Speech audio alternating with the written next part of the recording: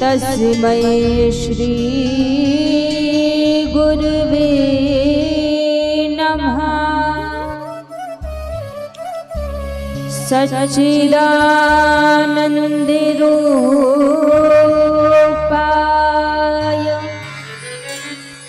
विश्वोत्पत्त्यादि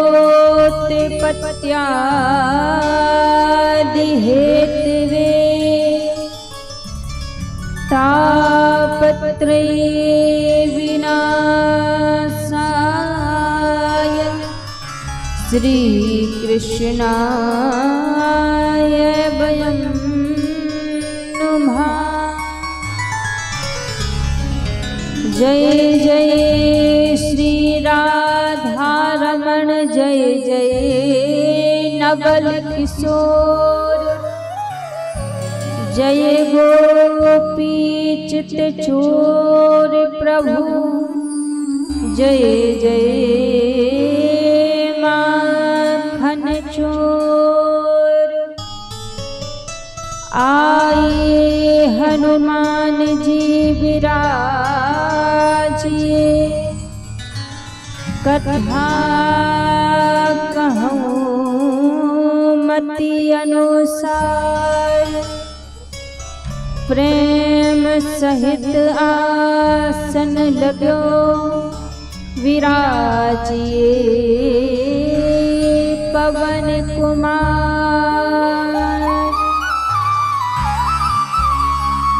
हरे कृष्ण कृष्ण कृष्ण हरे हरे हरे कृष्ण कृष्ण कृष्ण हरे हरे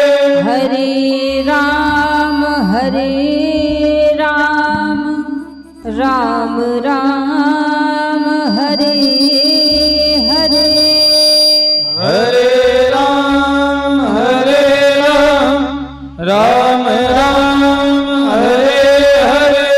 बोलिए श्री बांके बिहारी लाल की जय हो। राधा रानी सरकार की जय हो। इसको बढ़ाइए भैया, बिल्कुल कम हो गया। शेर है जय राधे। आइए सभी भक्तजन आज की पावन मंगलमय कथा में प्रवेश करने से पहले मन और वाणी को पवित्र करते हुए श्री राधा रानी के पावन नाम को गाते हुए सभी आज की पावन मंगलमय कथा में प्रवेश करेंगे। श्री राधे। इसको बढ़ाइए, बिल्कुल कम हो गया। जय राधे श्री राधे जय राधे जय श्री राम जय राधे। सभी श्री राधा रानी के पावन नाम को गाते हुए आज की पावन मंगलमय कथा में सभी प्रवेश करेंगे। जब जा राधे राधे रटी जा राधे राधे श्री वृंदावन धाम अपार रटी जा राधे राधे श्री वृंदावन धाम अपार रटे जा राधे राधे। वृंदावन धाम अपार रटे जा राधे राधे। श्री वृंदावन धाम अपार रटे जा राधे राधे। रटे जा राधे राधे जब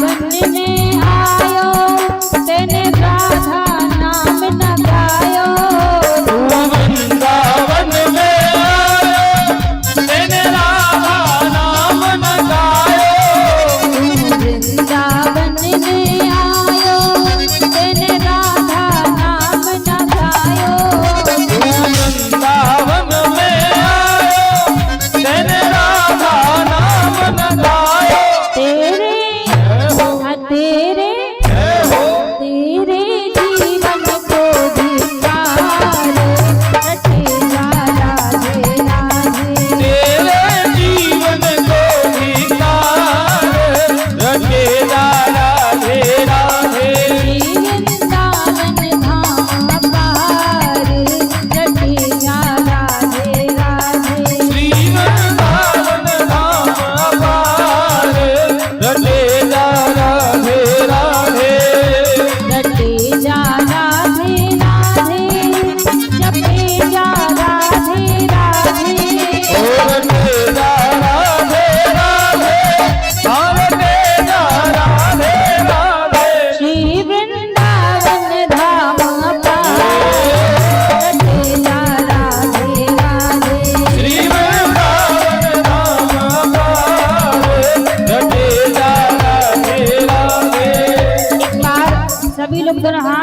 खड़े करके राधा रानी का नाम गाते हुए आज की पावन कथा में सभी प्रवेश करेंगे। दोनों हाथ पर खड़े करके सभी जय राधे राधे राधे राधे जय राधे राधे राधे राधे जय राधे राधे राधे राधे राधे राधे राधे राधे राधे राधे राधे राधे राधे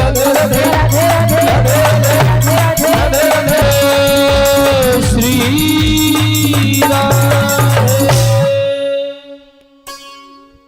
बोलिए राधा रानी सरकार की जय हो, श्री राधा रमन लाल की जय हो।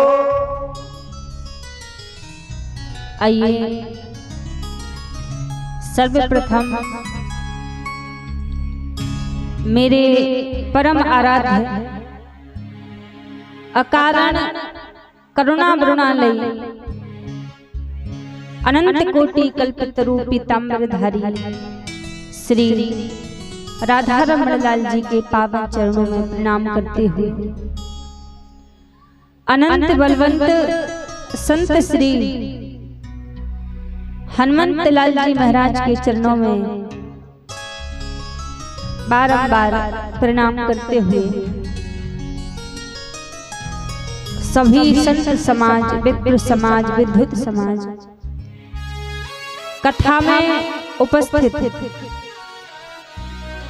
सभी भक्तजनों के हृदय में विराजित मेरे लोक लोचन सावरे सरकार के श्री चरणों में व्यासपीठ की ओर से वंदन प्रणाम करते हुए आज की पावन कथा में सभी बड़े भाव से प्रवेश करेंगे। एक बार सभी प्रेम से कहेंगे राधे राधे राधे राधे राधे राधे राधे।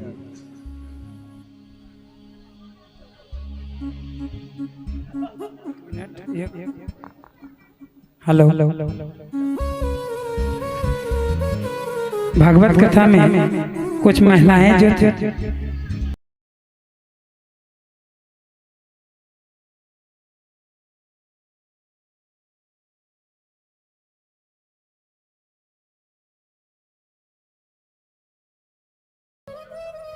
कंकु देवी वो भी आ जाए। हमारे भाभी जी है, उधर कहाँ जा रहे हैं? इधर चाहिए लक्ष्मी देवी जी।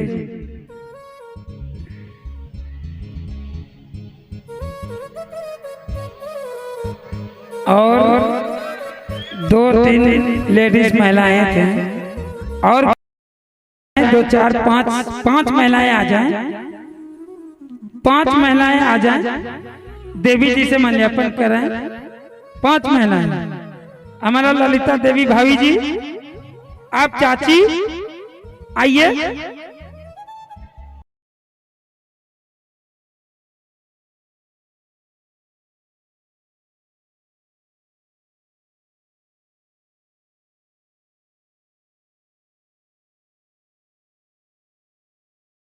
हमारे भाभी जी लक्ष्मी देवी वो भी आ जाए।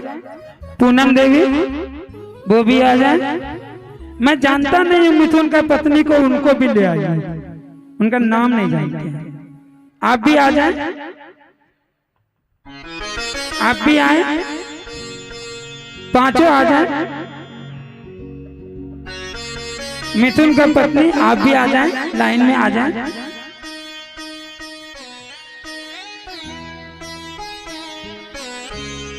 संतोष का मम्मी आप भी आ जाएं।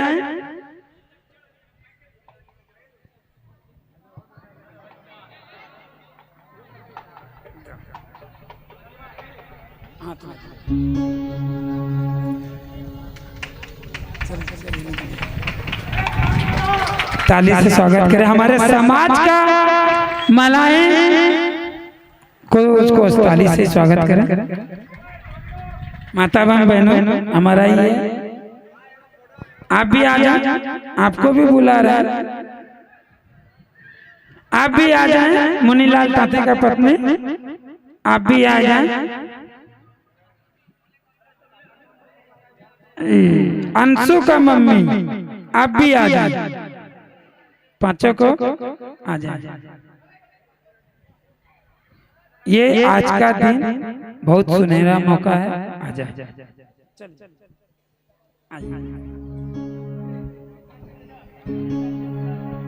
किशन का मम्मी आप भी आ जाए, आप भी आए, जल्द से जल्द आए। आपके लिए 5 मिनट का टाइम दिया गया है, 5 मिनट, उसके बाद फिर मौका कल मिलेगा।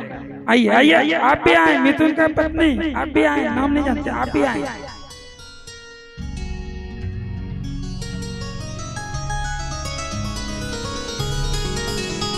दिलीप का मम्मी आप भी आ जाए,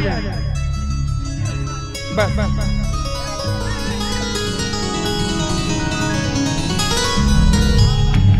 दिलीप का मम्मी आप भी आइए।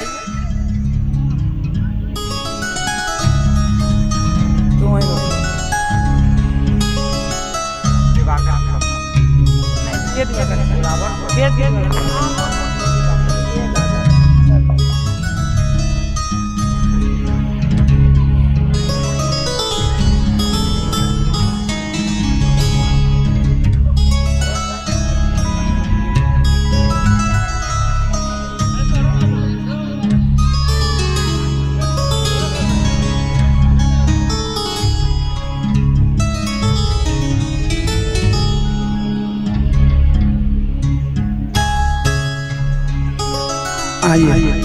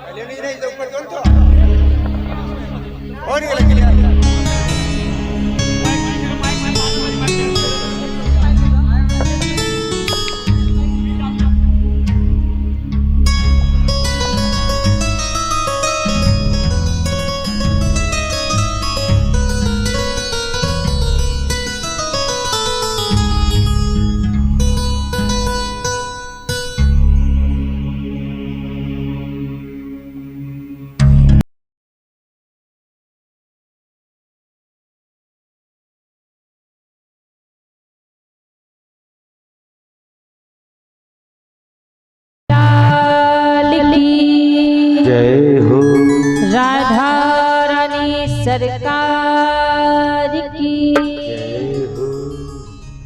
एक बार सभी प्रेम से कहिए राधे राधे राधे राधे राधे। आज हम सभी का बड़ा ही सौभाग्य है जो ठाकुर जी की अहेतु की कृपा से, प्रभु की अहेतु की कृपा से आज हम आप सभी को भगवान की पावन कथा श्रवण करने का इस सुंदर सौभाग्य यहाँ पर प्राप्त हुआ है। क्योंकि कहते हैं भगवान की कथा श्रवण करने के लिए हमें भगवान की कृपा से ही प्रभु की कथा सुनने का सौभाग्य प्राप्त होता है। बिना, क्योंकि संसार में किसी पुण्य में जो हमें भगवान सीधा कोई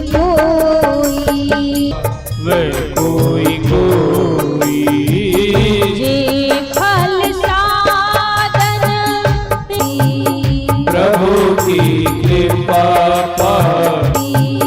प्रभु की कृपा कोई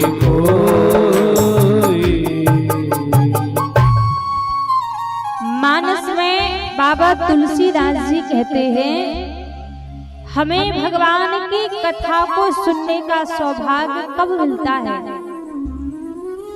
किसी पुण्य से भगवान की कथा नहीं मिलती। जे फल साधन ते नहीं होई, किसी साधन से भी भगवान की कथा हमें प्राप्त नहीं होती। तो कथा सुनने का सौभाग्य कब मिलता है?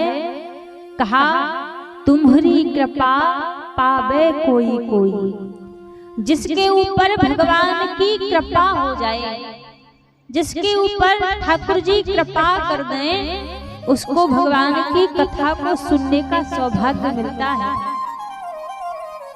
उसी को भगवान की कथा श्रवण करने का अवसर प्राप्त होता है।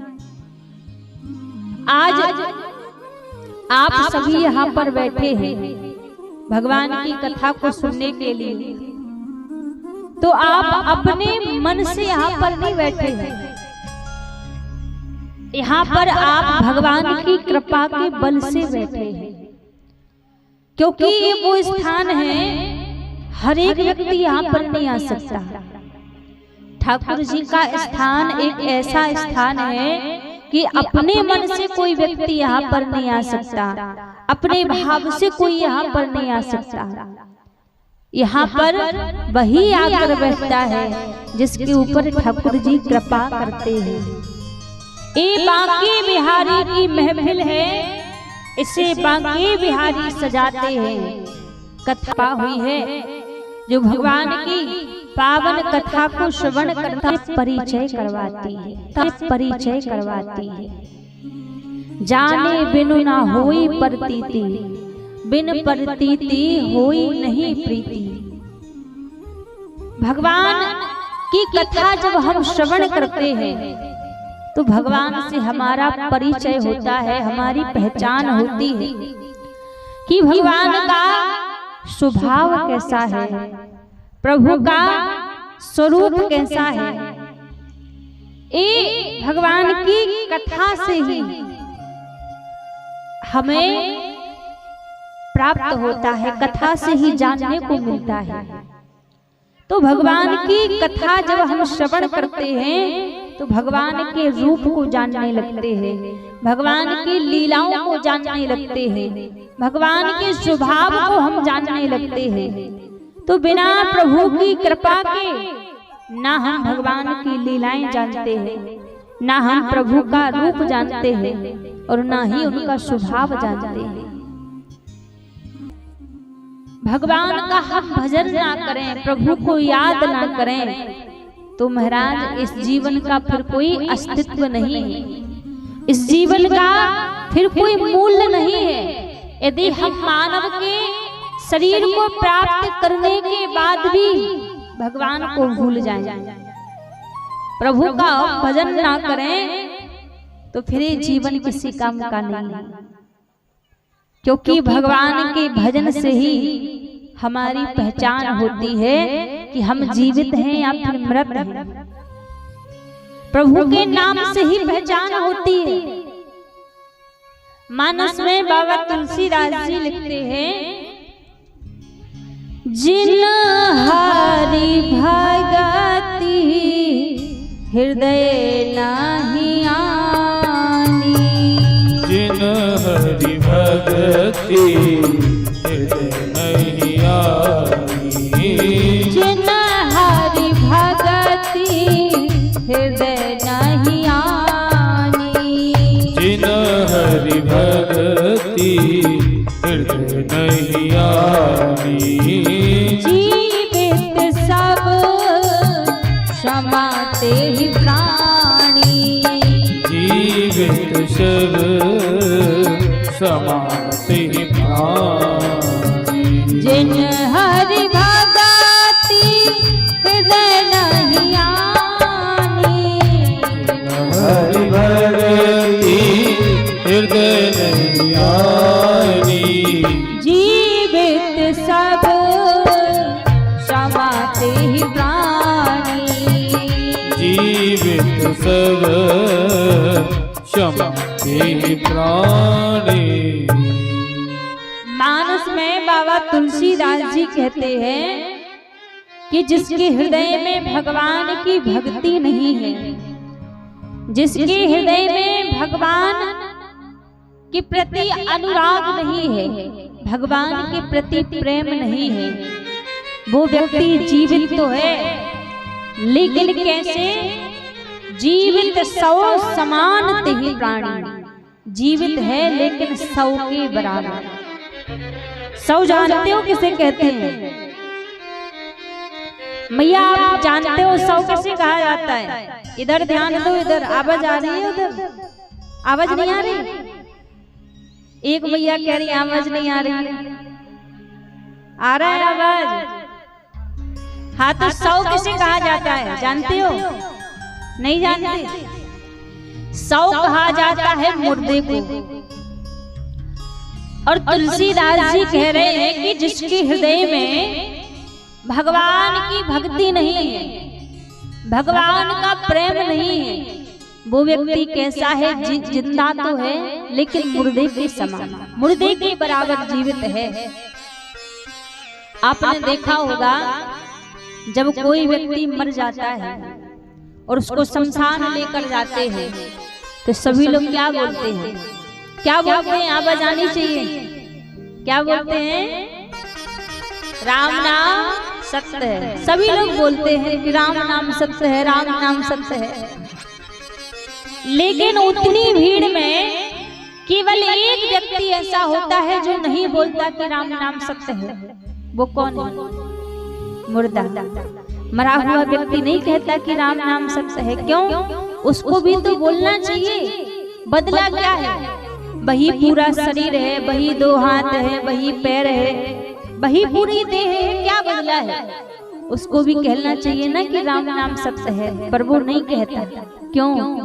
क्योंकि उसके हृदय में जो राम बैठा हुआ था वो राम निकल चुका है, इसलिए वो नहीं कहता कि राम नाम सत्य है। इसीलिए वो मृत हो गया है, मुर्दा हो चुका है, उसके हृदय का नाम निकल चुका है। अब जरा विचार करो, वो तो 4 पांव की खाट पर लेटा हुआ मुर्दा है जो नहीं कहता कि राम नाम सत्य है, और हम आप तो चलते फिरते मुर्दा हैं जो राम को भूल कर बैठे हैं। यदि भगवान की भक्ति हमारे हृदय में नहीं है तो क्या हम जीवित हैं? क्या जिंदा हैं? आप स्वयं से पूछिए, क्या जीवित हैं आप? फिर तो शरीर चल रहा है लेकिन मुर्दे के बराबर।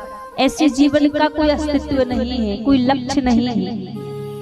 इसलिए जीवन में भगवान की भक्ति जरूरी है, भगवान का भजन जरूरी है। सब कुछ छूट जाए संसार में तो बात बन जाएगी, काम चल जाएगा। लेकिन यदि भगवान का नाम छूट गया, प्रभु की भक्ति छूट गई, तो जीवन चलने वाला नहीं है। जीवन चलेगा, मुर्दे की भांति जीवन चलेगा, क्योंकि हमारे जीवित होने का प्रमाण भी भगवान के नाम से ही मिलता है, प्रभु के नाम से ही मिलता है। यदि हमारे हृदय में भगवान का नाम है, प्रभु के प्रति प्रेम है, तब तो हम जीवित हैं। और यदि भगवान के प्रति प्रेम नहीं है, प्रभु की भक्ति नहीं है, तो हमारा जीवन मुर्दे के समान है। इसीलिए भगवान की भक्ति आवश्यक है। और भक्ति भगवान की कब होगी? कब भगवान से प्रेम होगा? जब हम भगवान को जानने लगेंगे, जब भगवान को पहचानने लगेंगे। जब तक भगवान को जानेंगे नहीं, पहचानेंगे नहीं, तब तक भगवान से हमारा प्रेम नहीं होगा। क्योंकि आज विचार कीजिए, हमारे घर में कोई व्यक्ति आ जाए, हम उसको जानते नहीं है, पहचानते नहीं है। हो सकता है हम उसको भोजन भी दे दें, रहने के लिए 2-4 दिन के लिए स्थान भी दे दें, भोजन पानी की व्यवस्था कर दें, लेकिन हम उससे प्रेम नहीं करेंगे। क्यों? क्योंकि हम उसको जानते नहीं है, पहचानते नहीं है। तो भोजन पानी उसको हम दे सकते हैं, रहने की व्यवस्था दे सकते हैं, पर हम उससे प्रेम नहीं करेंगे क्योंकि हम उसको जानते नहीं हैं। उसी प्रकार जब तक भगवान को जानोगे नहीं, प्रभु का रूप नहीं जानोगे कि भगवान का रूप कैसा है, भगवान का स्वभाव नहीं जानोगे कि भगवान का स्वभाव कैसा है, भगवान की लीलाएं नहीं जानोगे कि भगवान की लीलाएं कैसी हैं, तब तक भगवान से प्रेम नहीं होगा। वड़ करनी चाहिए, सुननी चाहिए। हर एक वस्तु हम सुतधारा और लक्ष्मी पापी हो के हो, संत समागम हरि कथा तुलसी दुर्लभ दोय। कहते हैं सुतधारा और लक्ष्मी पापी हुए होए। एक पापी व्यक्ति के घर भी धन दौलत पुत्र पत्नी वैभव मिल सकता है, लेकिन महाराज सत्संग भगवान की कथा जग में दुर्लभ है। भगवान की कथा और संतों का सानिध्य आसानी से नहीं मिलता। जब भगवान की कृपा हो जाए, जब भगवान अनुग्रह कर दें, तब जाकर कहीं प्रभु की कथा को श्रवण करने का सौभाग्य मिलता है। कहीं भी जब भगवान की कथा हो तो भगवान की कथा में अवश्य जाना चाहिए। कोई पहचान का व्यक्ति करवाए या अनजान व्यक्ति करवाए या कोई भी करवा रहा हो, भगवान की कथा में अवश्य सबको जाना चाहिए, क्योंकि भगवान की कथा सबको प्राप्त नहीं होती। लाखों करोड़ों में से कुछ लोग होते हैं जिनके ऊपर भगवान कृपा कर दे और उनको भगवान की कथा को श्रवण करने का सौभाग्य मिलता है। और हमारे मानव जीवन की सार्थकता ही यही है कि जब हम भगवान की कथा को श्रवण कर लें और भगवान के भजन में हमारा मन लग जाए, यही हमारे मानव जीवन की सार्थकता है। क्योंकि ये जो जीवन है हमें इतने आसानी से नहीं मिला है। 84 लाख योनियों में जाने के बाद ये मनुष्य का शरीर हमें मिलता है। 84 लाख योनियां हैं। कुत्ता, बिल्ली, हाथी, घोड़ा, भेड़, बकरी, पता नहीं क्या क्या हम आप सभी बनते हैं। उसके बाद जाकर ये मानव का शरीर हमें प्राप्त होता है। और केवल मात्र एक मानव का शरीर ही ऐसा है जिस मनुष्य की देह को हम प्राप्त करके भगवान को पा सकते हैं, भगवान को प्राप्त कर सकते हैं। और योनियों में जाकर हम भगवान को प्राप्त नहीं कर सकते। अच्छा, एक बार क्या हुआ, ध्यान दीजिएगा सभी। एक 84 लाख खिड़की वाला एक महल था। खिड़की कितनी थी? 84 लाख। लेकिन उस महल में से बाहर निकलने का दरवाजा केवल मात्र एक ही था। अब खिड़की से तो केवल मात्र बाहर देखा जा सकता है, बाहर निकला नहीं जा सकता। यदि बाहर निकलना है तो दरवाजे से निकलना पड़ेगा। अब उस 84 लाख खिड़की वाले महल में एक अंधा व्यक्ति गलती से प्रवेश कर गया। अंधा है, दिखाई नहीं देता। अब गलती से अंदर चला गया। अब जैसे ही अंदर चला गया, अब सोच रहा है कि मैं बाहर निकलने के लिए द्वार कैसे खोजूं, मैं बाहर कैसे निकलूं। उसने विचार किया कि क्यों ना मैं इस महल की दीवार को पकड़ लेता हूँ और दीवार को पकड़ पकड़ कर मैं द्वार खोज लूंगा। अब उस अंधे व्यक्ति ने महल की दीवार को पकड़ लिया और दीवार को पकड़ पकड़ कर बाहर निकलने का रास्ता खोजने लगा। अब खोजते खोजते जैसे ही वो बाहर निकलने का रास्ता द्वार आने ही वाला था, उतने में क्या हुआ, इस अंधे व्यक्ति को खुजली चलने लग गई। अब ये सोचने लगा कि अभी तक तो द्वार आया नहीं है, अभी भी नहीं आया होगा, अब थोड़ी देर छोड़ देता हूँ दीवार को, क्या होगा, दोबारा फिर पकड़ लूंगा।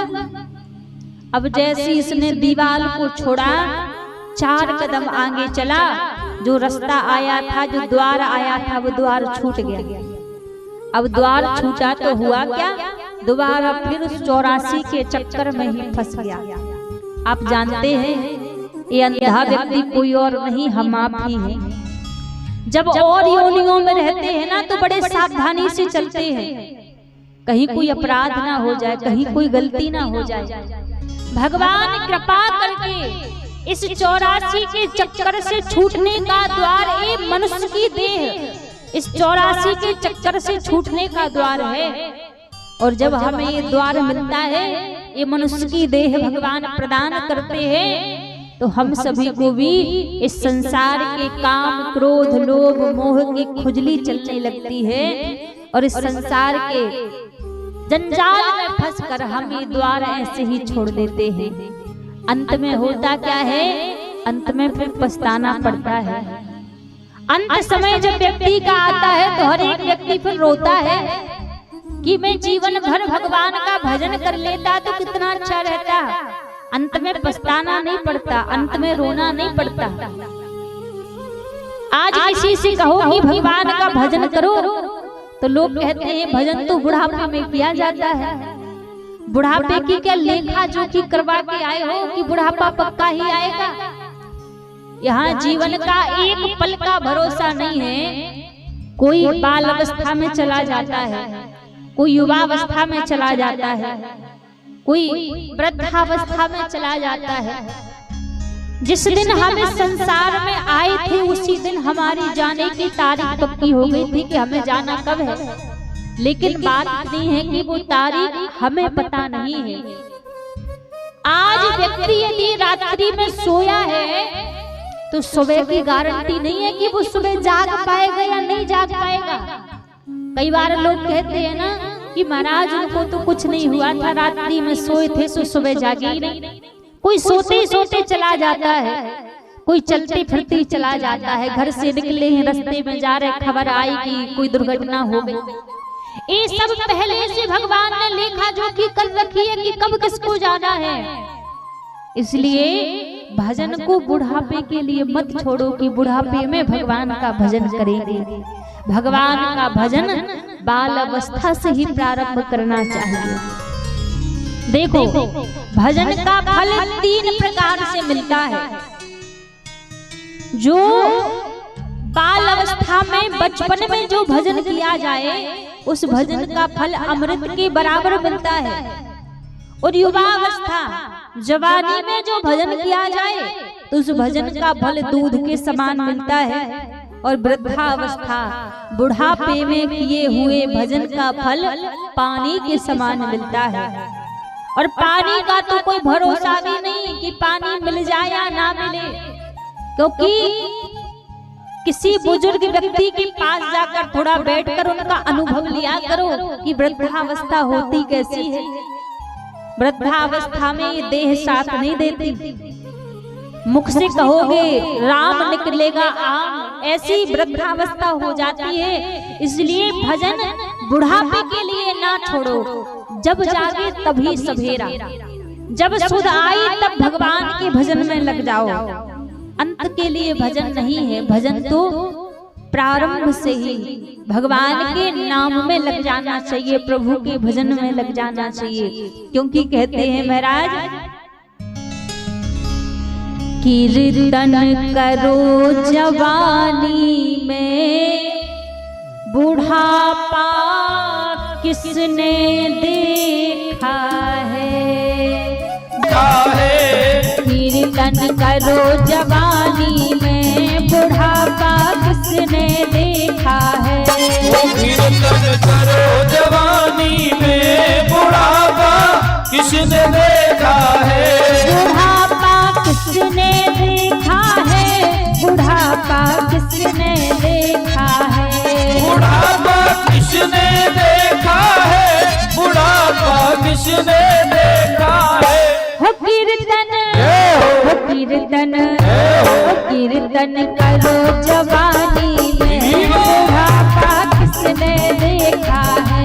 ओ कीर्तन करो जवानी में, बुढ़ापा किसने देखा है।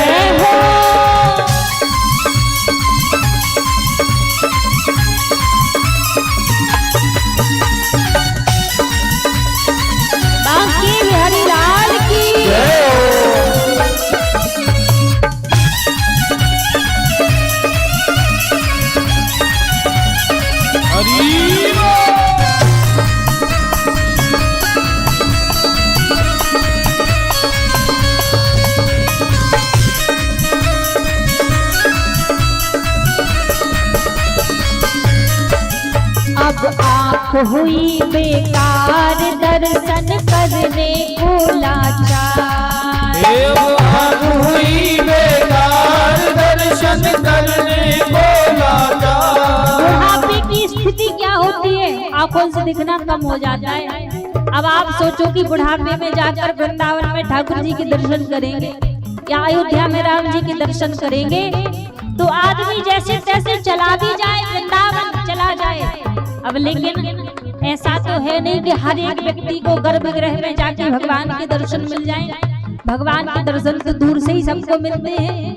अब आंखों से दिखता ही नहीं है तो भगवान को क्या देखें, क्या प्रभु के रूप को निहारे कि भगवान का रूप कैसा है, स्वरूप कैसा है। इसलिए बुढ़ापे के लिए ना छोड़ो कि बुढ़ापे में तीर्थ यात्रा करेंगे। बुढ़ापे में तो आंखों से दिखना भी बंद हो जाता है। अब आँख हुई बेकार दर्शन करने को लाचार। अब आँख हुई बेकार दर्शन करने को लाचार। अब आँख हुई बेकार दर्शन करने को लाचार। अब आँख हुई बेकार दर्शन करने को लाचार। दर्शन करो जवानी में बुढ़ापा किसने देखा है। ओ दर्शन करो जवानी में बुढ़ापा किसने देखा है। कीर्तन करो जवानी में बुढ़ापा किसने देखा है।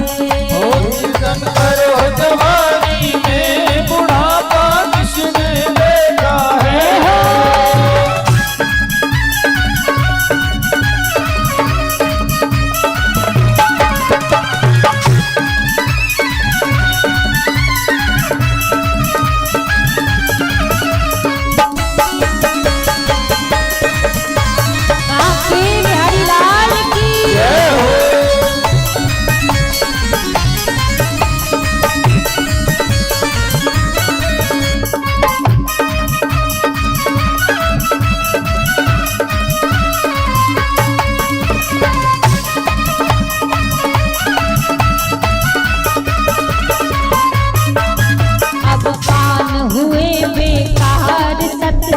सुनने को लाचार।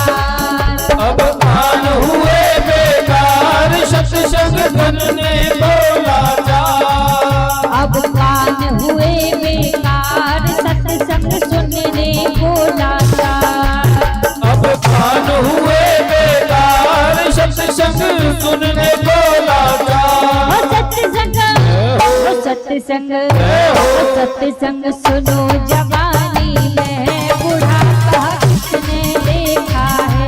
ओ सत्संग सुनो जवानी में बुढ़ापा किसने देखा है।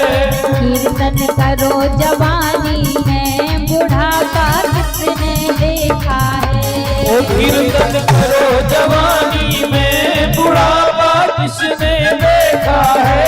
बुढ़ापा किसने देखा है। बुढ़ापा किसने देखा है। बुढ़ापा किसने देखा है। बुढ़ापा किसने देखा है। हो कीर्तन कीर्तन करो जवानी में बुढ़ापा किसने देखा है। ओ कीर्तन करो जवानी में बुढ़ापा किसने देखा है। ताली से बात करते हैं।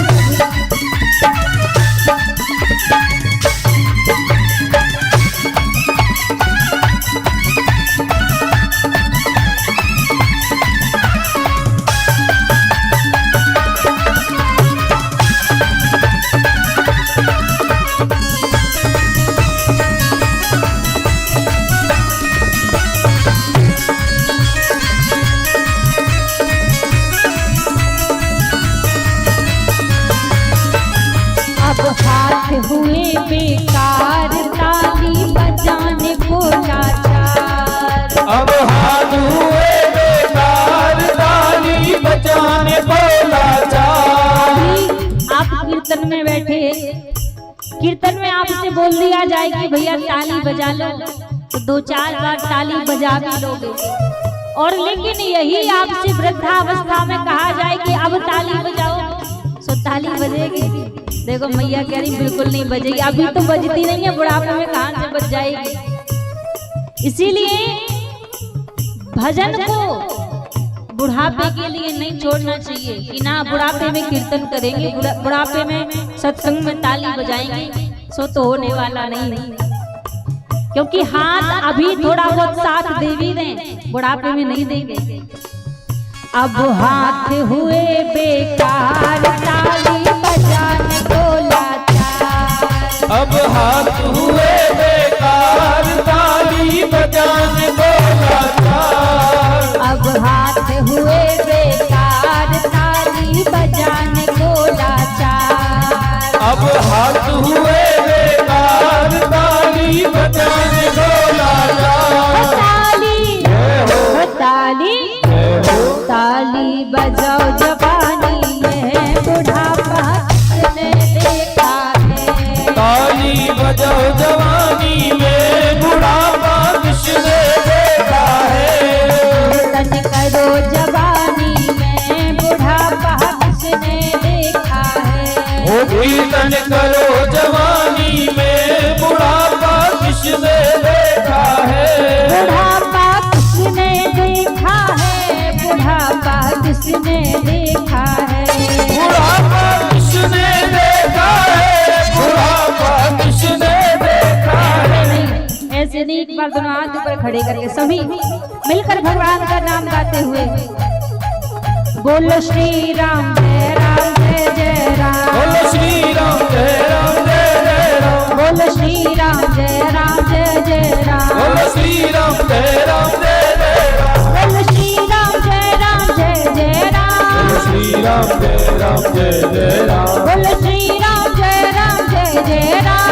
श्री राम जय राम जय जय राम। बोलो श्री राम जय राम जय जय राम। बोलो श्री राम जय राम जय जय राम। बोलो श्री राम जय राम जय जय राम। बोलो श्री राम जय राम जय जय राम। बोलो श्री राम जय राम जय जय राम। श्री राम जय राम जय जय राम। बोलो श्री राम जय राम जय जय राम। श्री राम जय राम जय जय राम। बोलो श्री राम जय राम जय जय राम। बोलो श्री राम जय राम जय जय श्री राम। महाराज, भगवान का भजन यदि करना है तो बुढ़ापे पर मत छोड़ो कि बुढ़ापे में भगवान का भजन किया जाएगा। क्योंकि बुढ़ापे में भगवान का भजन नहीं होता।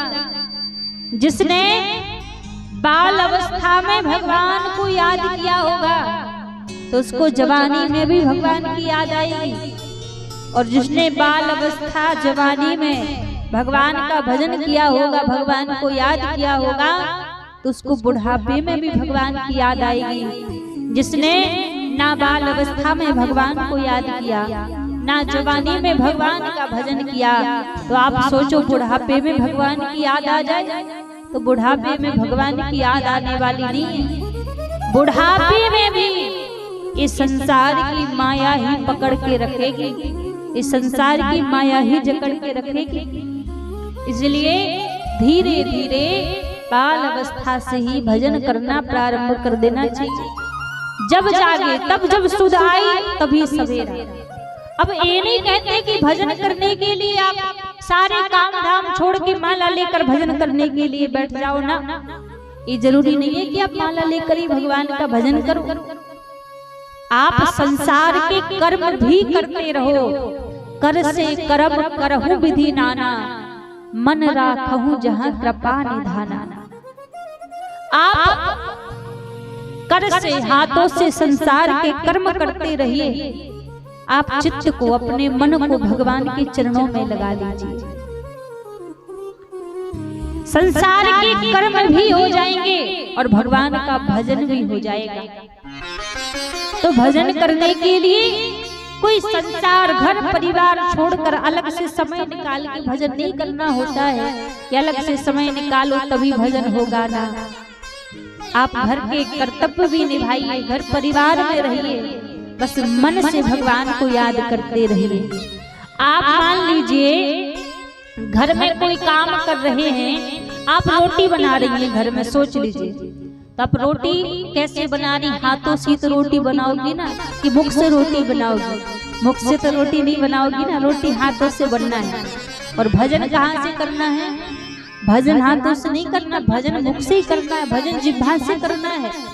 आज हमारे भैया जी लोग कहीं बाहर कामकाज करने के लिए जा रहे हैं, तो हाथों से ही तो काम करोगे, जिह्वा से तो काम करना नहीं है।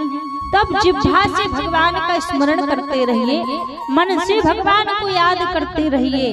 ऐसे ही धीरे धीरे जीवन में भजन बनने लगेगा।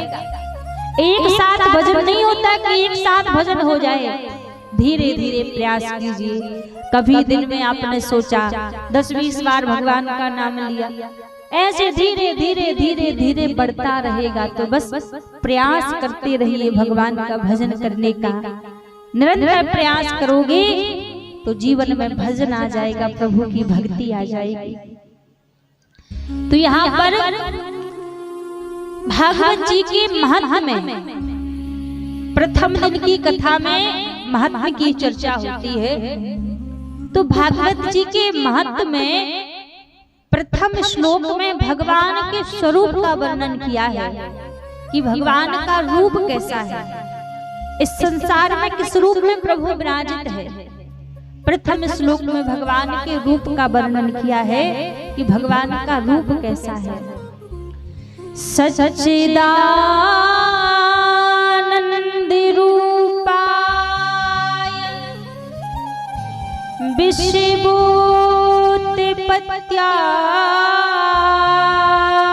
हेतवे तापत्रये विनाशाय श्री कृष्णाय वयं नुमः। भागवत जी का पहला श्लोक। प्रथम श्लोक में भगवान के रूप का वर्णन किया है कि भगवान का रूप कैसा है। कहा सच्चिदानंद रूपाय, भगवान सच्चिदानंद स्वरूप है। अब सच्चिदानंद शब्द में 3 शब्द आते हैं, सत, चित और आनंद। अब विचार कीजिए, सत्य किसे कहते हैं? सत्य कहिए जो बिल से नहीं, जिसका ना ही कभी जन्म होता हो और ना ही कभी मृत्यु होती हो। सत्य आदि और अंत से परे होता है। हम आप सत्य नहीं हैं, क्योंकि हमारा जन्म भी होता है और हमारी मृत्यु भी होती है। तो सत्य भगवान का स्वरूप है। भगवान का ना कभी जन्म होता है और ना ही प्रभु की कभी मृत्यु होती है।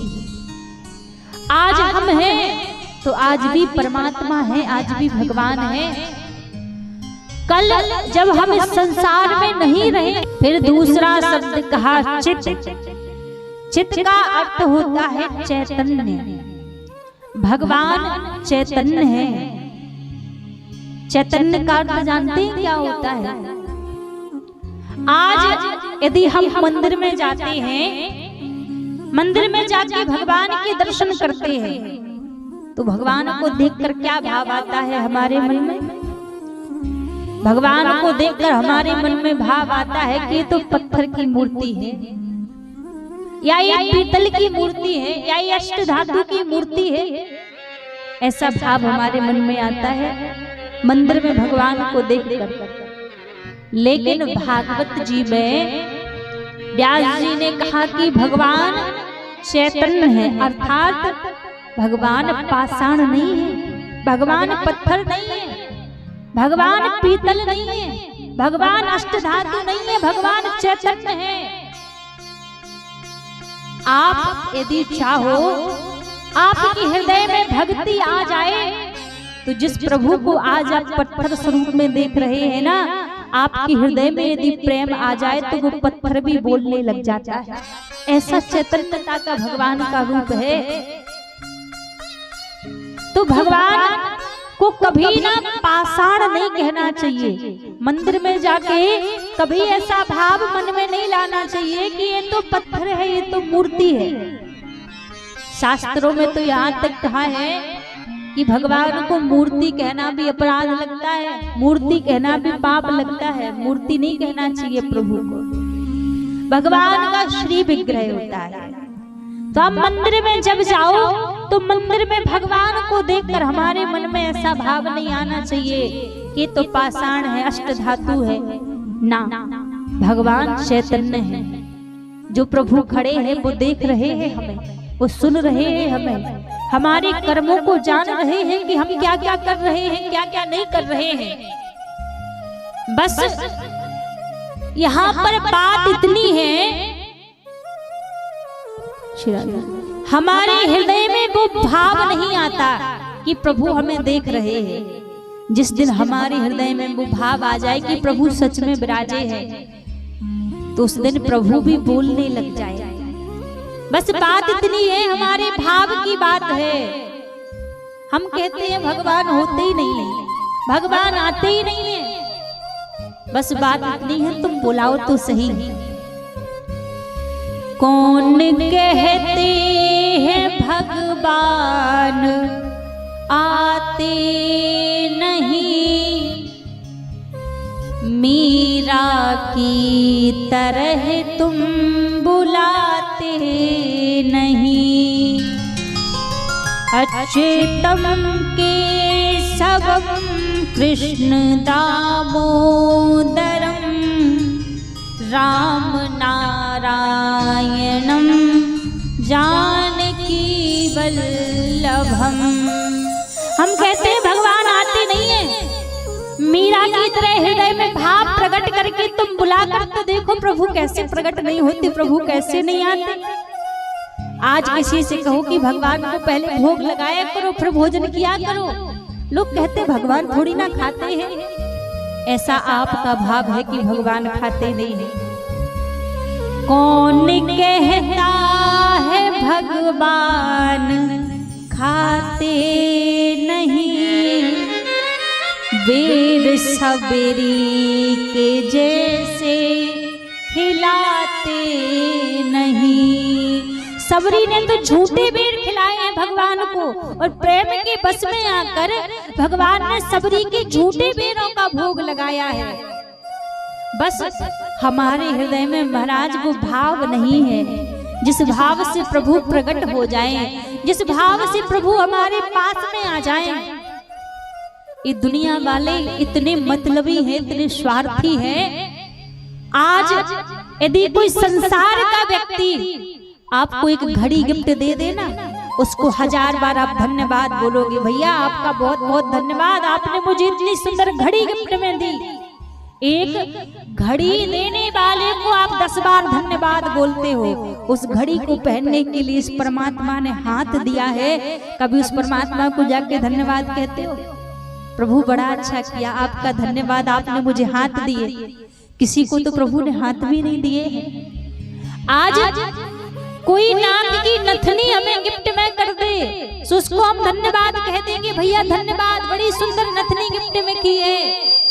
लेकिन महाराज नथनी पहनने के लिए जो नाक प्रभु ने दी है, उस प्रभु को कभी धन्यवाद कहते हो?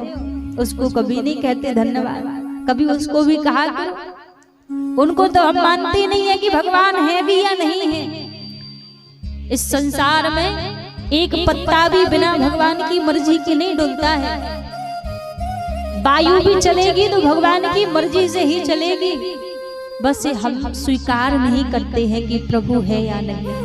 आप एक बार हृदय में स्वीकार करके तो देखो, एक बार भगवान को चैतन्यता के भाव से पुकार कर तो देखो। चैतन्यता के भाव से भगवान को आप मना कर तो देखो, कैसे प्रभु प्रकट नहीं होते, कैसे प्रभु कृपा नहीं करते। प्रभु कृपा करेंगे तभी। आज एक हाड़ मांस की देह से हम कितना प्रेम करते हैं। ये जो संसार के संबंध हैं, जिनको हम अपना कहते हैं, मेरा बेटा, मेरी बेटी, मेरा भाई, मेरी बहन, ये सारे हाड़ मांस के देह तो हैं। एक दिन आग लगेगी, सब राख बन जाने हैं। इस हाड़ मांस की देह के पुतलों से हम इतना प्रेम करते हैं कि इनके बिना कुछ नहीं है हमारे जीवन में। जिस परमात्मा ने सर्वस्व हमें दिया है, जो परमात्मा सर्वस्व हमारे जीवन में है, उसका कभी हम एक बार नाम भी नहीं लेते। तो भगवान संसार में चैतन्य स्वरूप है, हर जगह प्रभु है। बस भाव इतना है कि आपके हृदय में वो प्रेम है जिस प्रेम से प्रभु प्रकट होकर बोलने लग जाए। आपके हृदय में वो भाव है जिस भाव से प्रभु बोलने लग जाए। वो भाव नहीं है। कमी कहीं है तो भगवान की कृपा में कमी नहीं है, कमी हमारे मन के भाव में कमी है। क्योंकि हम संसार में सबसे प्रेम करते हैं पर भगवान से प्रेम नहीं करते। तो कहा चित्त अर्थात चैतन्य, भगवान संसार में चैतन्य स्वरूप है। फिर तीसरा शब्द कहा आनंद। संसार में आनंद कहाँ है, सुख कहाँ है? आजकल लोग संसार में सुख की खोज करते हैं कि संसार की क्रियाओं में सुख मिलेगा। लेकिन एक बात आपको बताएं, ये जो संसार है, ये जो कलयुग है, इसका दूसरा नाम है दुखालय। और दुखालय में केवल मात्र दुख ही दुख भरे हुए हैं। संसार में सुख नहीं है। सुख कहीं पर है, आनंद कहीं पर है, तो वो केवल मात्र भगवान के श्री चरणों में आनंद है। जो सच्चिदानंद स्वरूप है प्रभु, तो केवल मात्र भगवान के चरणों में आनंद है और कहीं संसार में आनंद नहीं है। तो कहा सच्चिदानंद रूपाय विश्वोत पत्यादि हेतवे। भगवान ब्रह्मा के रूप में इस संसार को बनाते हैं, विष्णु के रूप में इस संसार का पालन पोषण करते हैं और शिव के रूप में इस संसार का संहार कर देते हैं। विश्वोत पत्यादि हेतवे। फिर कहा तापत्रय विनाशाय श्री कृष्णाय वयं नुमः। इस संसार में 3 प्रकार के ताप हैं और आज जो हमें दुख सुख की प्राप्ति होती है, इन तीनों प्रकार के तापों से ही दुख सुख की प्राप्ति होती है। दैहिक दैविक भौतिक तापा, राम राज्य काहू नहीं व्यापा। ये 3 प्रकार के ताप हैं और इन तापों का प्रभाव क्या है? कहा महाराज, कोई तन दुखी, कोई मन दुखी, कोई धन बिन रहते उदास, थोड़े थोड़े सब दुखी, सुखी राम के दास। इस संसार में कोई सुखी नहीं है। आज आप किसी से भी पूछ लो कि भैया आपको सुख है, सबका यही जवाब मिलेगा। किसी को तन में पीड़ा है, किसी को कोई बीमारी लगी है, किसी को मन में पीड़ा है, कोई मन से दुखी है, कोई धन से दुखी है, किसी के जीवन में धन का अभाव है।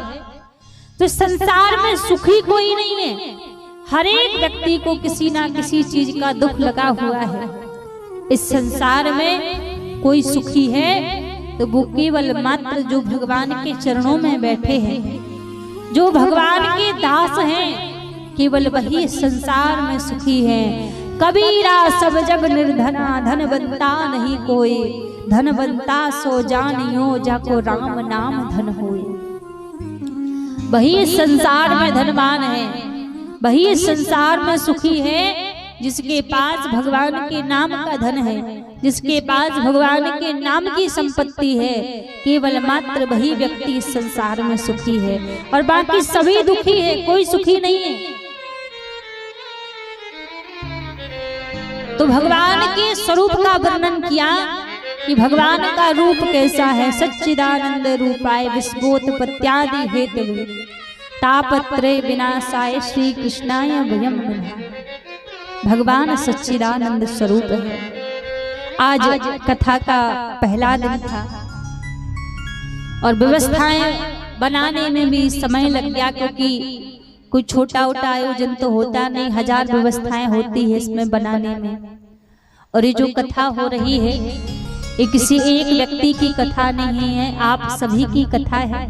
आप घर घर के इसमें यजमान हैं, आप सभी का ये आयोजन है। तो आप सभी चाहें तो इसको बड़ा सुंदर बना दें और आप सभी चाहें तो इसको बिगाड़ भी लें, आपके हाथ में है। देखो भगवान की इच्छा थी तो कथा तो प्रारंभ हो गई। अब भगवान की कृपा से कथा तो हो गई प्रारंभ और कथा होगी, लेकिन अब इसको भव्य बनाना, सुंदर बनाना, ये सब आपके हाथ में है। आप सभी इस कथा के यजमान हैं और माँ काली मैया के सुंदर प्रांगण में एक कथा का सुंदर आयोजन हो रहा है।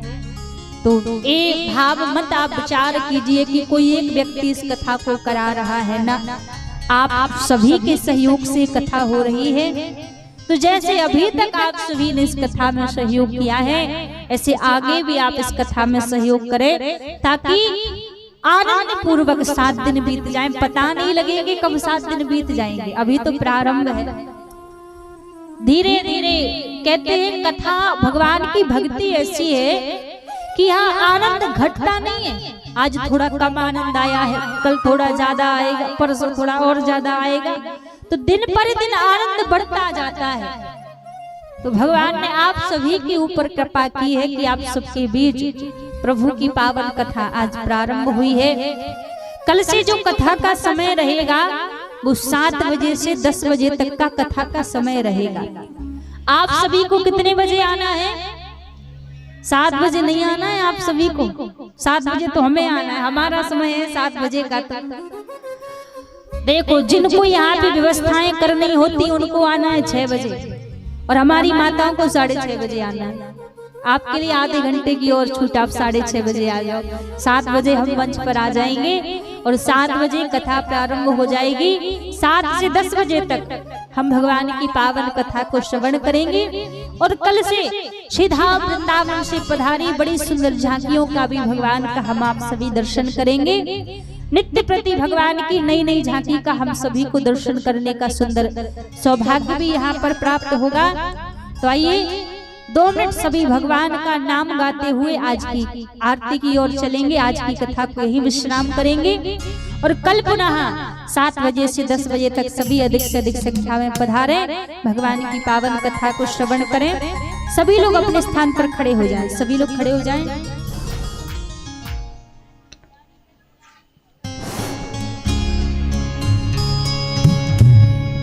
और 2 मिनट सभी मिलकर भगवान के पावन नाम को गाते हुए श्री राधे।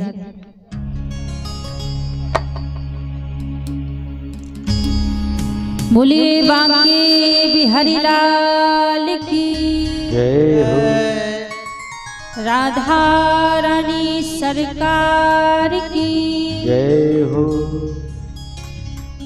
सभी लोग अपने दोनों हाथ ऊपर खड़े करेंगे और मिलकर प्रभु के पावन नाम को गाएंगे। हम हाथ उठा कर कहते हैं हम हो गए राधा रानी के। हाथ उठा कर कहते हैं हम हो गए राधा रानी के।